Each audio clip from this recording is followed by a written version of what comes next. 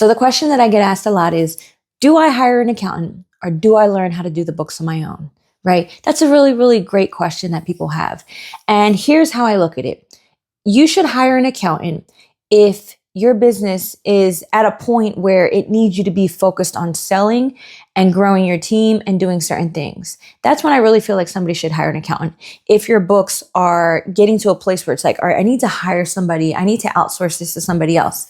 When should you learn it? I've seen scenarios where maybe somebody has a business that really is thriving and their books are kind of getting a little bit crazy. There's a lot of accounting that's involved, but maybe they have a spouse or they have somebody who they know who wants to learn it, somebody on their team who wants to learn it. So there are exceptions to that where you're like, all right, I don't want to learn it, but I want somebody else on my team or my family to learn how to do the books for me. So that's kind of how I always view, and I ask people those types of questions like, can you handle doing the accounting on your own? Because it is a lot.